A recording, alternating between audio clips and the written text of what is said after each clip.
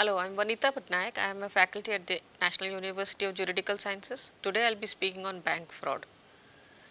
Now, what is a fraud? Fraud is a knowing misrepresentation of the truth or concealment of a material fact to induce another to act to his or her detriment.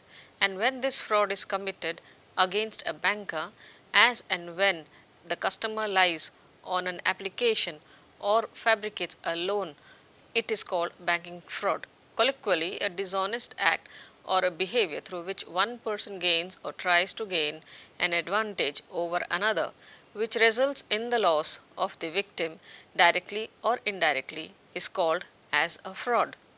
Under the Indian Penal Code, fraud has not been defined directly under any particular section, but it provides for punishments for various acts which lead to the commission of fraud. However, sections dealing with cheating, concealment, forgery, counterfeiting, misappropriation, and breach of trust cover the same adequately. The Indian Contract Act under its section 17 states fraud as a means and includes any of the acts by a party to a contract or with his connivance or by his agents with the intention to deceive another party or his agent or to induce him to enter into a contract. In India, we have majorly public sector banks, which are banks with government shareholding, as well as private banks, cooperative banks, non-banking financial companies, as well as a host of other financial companies. Banks, especially the payment and settlement ones, are particularly prone to systemic crisis. Any crisis attacking any segment of the sector has a domino effect on the rest, no matter how well structured they are. This is the reason why Reserve Bank of India keeps a close watch on the sector. In the last few decades, more so now especially, the entire focus has been on non-performing assets. Non-performing assets are non-performing loans. Loans given to the consumers of all variety are assets of the banks. They earn interest from these assets and pass on a portion of the interest to the customers of savings. So, having a particularly non-paying asset means the customers of savings in the bank get directly affected. The direct effect being the shrinking of the capital available for business for the banks. The banking industry, given the due nature of the daily activity of dealing with money, are very well supervised and regulated in India. In spite of having such a robust system of supervision and a well regulated system, it is very tempting for those who are either associated with the system or on the outside to find faults in the system and to make personal gains by fraud. Bank fraud includes a considerable portion of white collar crime, which is being investigated by the authorities. These frauds, unlike ordinary crimes, the amount misappropriated runs into lakhs and crores of rupees. Bank fraud is a federal crime in many countries. It is defined as planning to obtain property or money from any federally insured financial institution. It is considered a white collar crime. Banking has been defined under the section 5B of the Banking Regulation Act 1949. According to it, banking means accepting for the purpose of lending or investment of deposits of money from the public, repayable on demand or otherwise. To understand the concept of bank fraud, we need to understand the concept of fraud and the various types of frauds and the ways to detect the same and the prevention of the same. As stated earlier, the amount of loss sustained as outcome of fraud exceeds the losses due from any other crimes put together. With the rising banking business, cheats in the banks are additionally expanding and the fraudsters are turning out to be increasingly complex and shrewd. The four most important elements for constituting fraud are the active involvement of staff, 2. The failure to follow the instructions and guidelines of the bank by the staff, 3. collusion between businessmen, executives, and politicians to bend the rules and regulations for any other external factors. Offences related to banking activities are not only confined to banks but have a harmful impact on their customers and society at large. Fraud incidents reported are related to fixed deposits, loan disbursements, and credit and debit card frauds, and are also ATM based. All these frauds show that not only they undermine the profits, reliability of services, and operating efficiencies, but can also have an impact on the society and the organization itself. With the increase in the gravity of such instances, it is impacting the profitability of the sector and there is an increase in the non-performing assets. This rise in the NPA is a serious threat to the Indian banking industry, as the sturdiness of the country's banking and financial sector determines the quality of products and services. It is also a direct indicator of the living standards and well-being of people. If there is a high level of NPA in the banking system, then it reflects the distress of the borrower and the inefficiencies in the transmission mechanism. The Indian economy suffers greatly due to these incidents. To maintain uniformity in fraud reporting, frauds have been classified on the basis of types and provisions of the Indian Penal Code, and the reporting guidelines for the same has been prescribed by the Reserve Bank of India. The Reserve Bank of India classifies bank frauds in the following categories. 1. Misappropriation and criminal breach of trust. 2. Fraudulent encashment through forged instruments, manipulation of books of accounts or through fictitious accounts, and conversion of property. Unauthorized credit facilities extended for reward or for illegal gratification. Negligence and cash shortages, cheating and forgery, irregularities in foreign exchange transactions, and any other type of fraud not coming under the specific heads as above. Some types of bank frauds are deposit account frauds. The following types of frauds are generally committed with value inflation of checks deposited, changing the nature of the checks, crossed to bearer, bearer to cross, operating a dormant account, fraudulently non-deposition and misappropriation by the agents.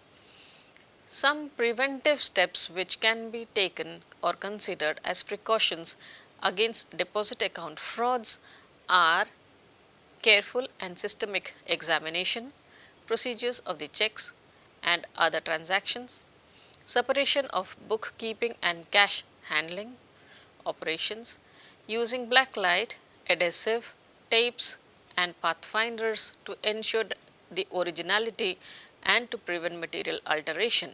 Purchased bill frauds. These are generally expensive and can take the following forms: discount on stolen or fake railways receipts and motor receipts, along with other necessary bills. Forged fake bills with inflated value drawn on sister concerns are discounted. Fake forged bills of valueless goods are discounted. Some preventive steps which can be taken or considered as precautions against discounting of the bills fraud are examining the receipts properly and strictly by confirming from the concerned authorities.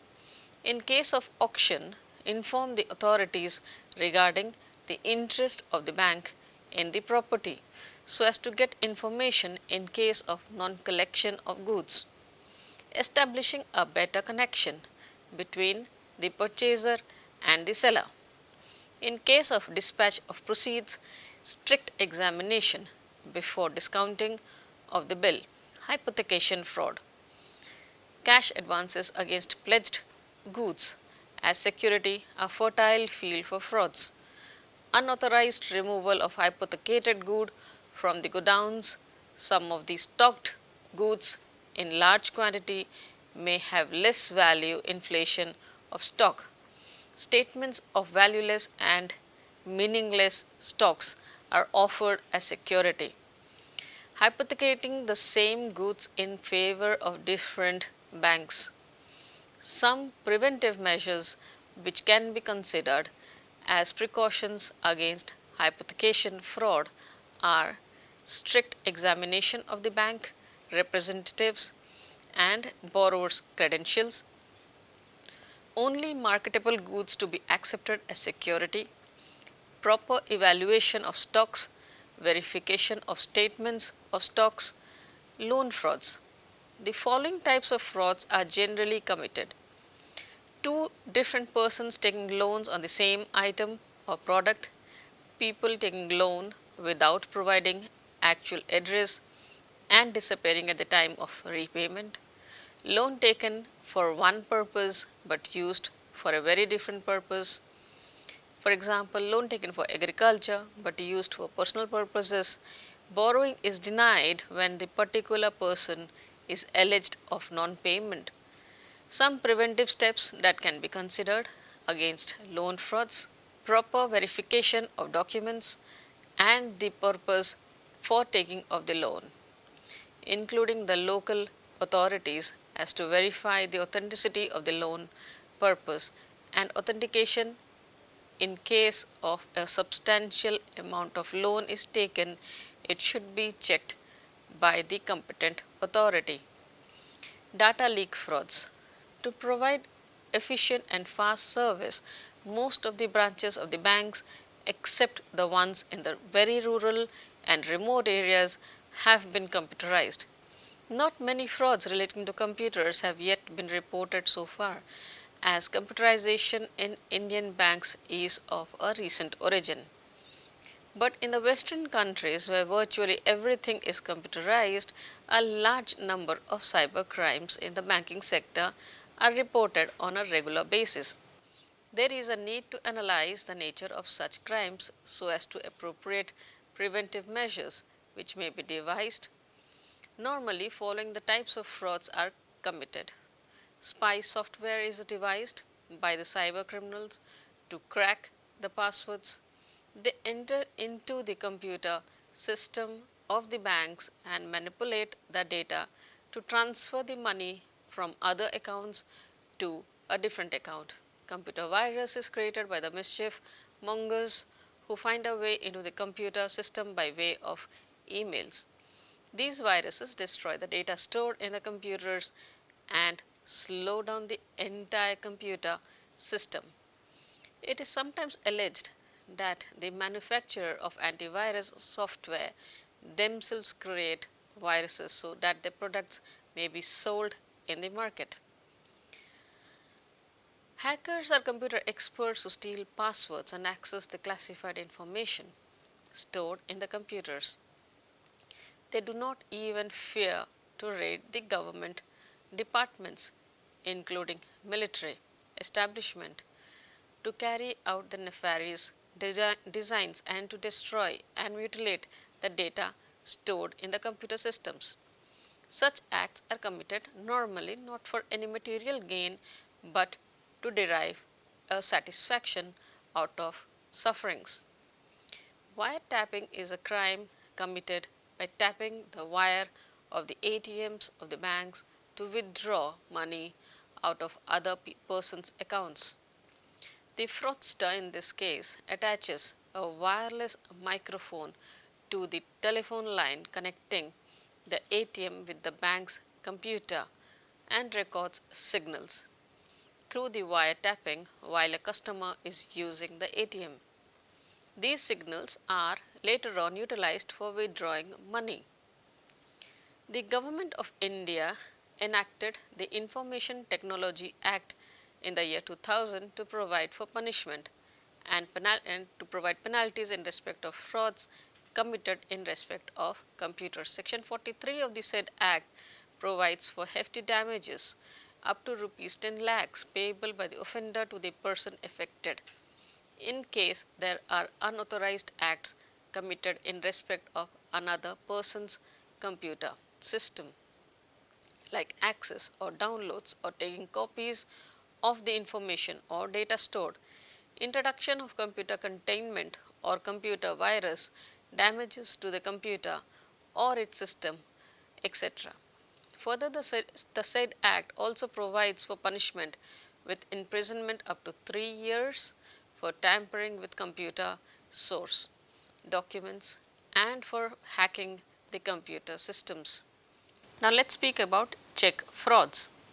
Check frauds constitute the biggest volume of bank frauds. This crime is done in the following forms: checks are stolen, filled, and signed spuriously and encashed. The signed checks are stolen and are encashed with alterations if required.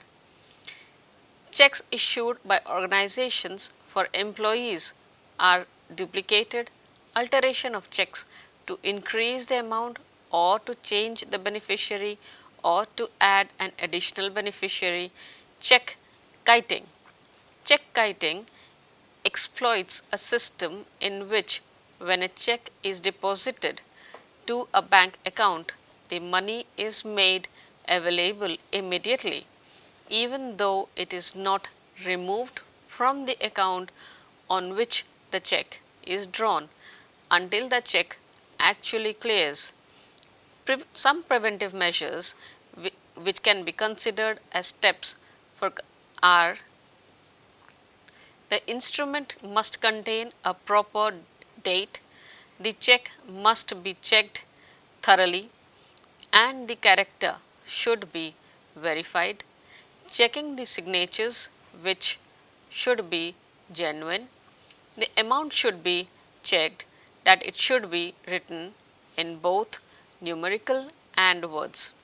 Checking the check kiting. Now let's speak about dishonor of checks. Dishonor of checks or check bouncing is a very serious problem, and it is becoming even a bigger problem. To cope with the issue which was affecting the smooth business transactions, the Government of India has introduced Negotiable Instruments Act 1881, which provides for provisions to deal with cases of check bounce under sections 138 to 142. The Supreme Court of India also has provided some landmark judgments which also provide with new guidelines on dealing with check bounce cases. This has been recognized as a criminal offence with the burden of proof being on the accused. Though not strictly a banking fraud, it does consume huge resources of the public sector as well as banks in dealing with this. One of the primary reasons which can be attributed is the practice amongst the business community is the acceptance of the post-dated checks. Post-dated checks, or PDCs as they are otherwise known, are useless pieces of paper until the date of demand arrives. It is only then the cause of action arises. As per the Negotiable Instruments Act, this instrument has been rendered non-negotiable by the RBI in an attempt to stem the number of bounced cases in vain. Finally, let's speak about the credit and debit card frauds. The introduction of plastic money also brings its own share of woes. As more and more people use them, there are more and more chances of fraud in this sector. Data protection is at its flimsiest here, and this is where it is required the most. This can easily be elaborated by the recent outbreaks from time to time. In 2016, one very early morning, the whole nation woke up to the news of debit card of various banks, including State Bank of India, being compromised as per the National Payments Corporation of India. Some 90 ATMs were impacted and some 641 customers lost around 1.3 crores in fraudulent transactions. The Council of Payment Card Industry Data Security Standard, an international body that sets data security standards, ordered a forensic audit on banks. Banks have been advised to their customers to change their PINs and to confine themselves to their own bank's ATMs, leaving the customers worried about how secure the debit and credit cards really are. The Reserve Bank of India and the banks are trying to stay one step ahead by introducing several security measures and features, including chip-based card, two-factor authentication. However, card fraud basically involves theft of identity or information on the cards. This information is then used to make ATM withdrawals or to conduct online and offline transactions. The various modes of credit and debit card fraud are abuse of genuine cards. The genuine cards are stolen while in transit from the institution to the user or from the owners, and sometimes the card is stolen and there is a misuse of stolen cards.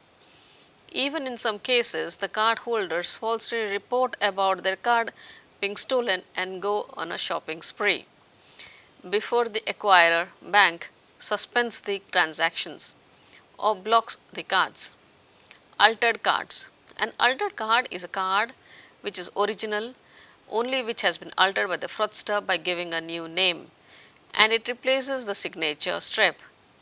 Also, he gets a genuine account number from a banker. It is very abnormal and can damage the security features of the card provided by the bank. White plastics. The duplicate fraudulent cards are called as white plastics. They are the copy of the original genuine cards. They have pictorial similarities but don't have any of the safety features. Impersonation frauds. These are also called application frauds. The fraudster assumes the name, address, and collects the card belonging to a person. Some preventive measures that can be considered are speeding up the transmission of the information about the stolen or altered card through a dedicated website, appointing of trained operators to recognize and differentiate between genuine and original cards, monitoring the working of the sale terminals periodically to detect unscrupulous merchants. Conclusion. In conclusion, in a bid to keep pace with the changing times, the banking sector has diversified its business. This has caused a dent in the credibility of the system in terms of the control and supervision. Many a times, public funds are squandered in the guise of commercial decisions. Replacement of the philosophy of class banking with mass banking in the post nationalization period has thrown a lot of challenges to the management in reconciling the social responsibility with economic viability. According to some of the reports, there are various cases on bank frauds. Bankers often exceed their discretionary powers in allowing credit facilities to certain clients, which results in non performing assets. They feel that factors extraneous to the banking should not be allowed to influence the decision making process of the bank officials, even in case of valued customers. Since banks have a clear cut delegated financial power, sanction of credit facilities strictly in terms of prudent banking norms should be ensured. A large number of bank frauds also take place on account of active employee outsider partnerships, in which bank staff concerned facilitates the crime and are often left undiscovered, are the undiscovered beneficiaries. Such cases are more difficult to track down, particularly when they are targeted for operation and are different from that in which a guilty staff is officially working. The dividing line between operational neglect and the perpetration of fraud is rather thin. The financial systems and the very large financial resources are drawn from public money are to be protected. The occurrence of a fraud, big and small, has to be stamped out. Analysis and concerted application of controls by the bank managements and their operational staff would go a long way in stemming the rot. Every law regulation has ambiguity and loopholes for criminally minded to take advantage of. The role of insider in banking fraud, however, is pernicious and it may be easier to stay. For one detected case, there can be numerous instances which remain undetected. Constant vigilance may reduce the frequency and magnitude, but complete eradication is just not feasible. At least in India, under the present social and political and economic set, these frauds are now becoming more and more frequent and can be considered as one of the main reasons for damaging the economy of the country. And with such high profile frauds happening all over the country, it has become necessary to put a check to these activities and, if possible, to create a more stringent legislation to deal with these issues. Sticking to the rules and eternal vigilance is the basic preventive measure. Thank you.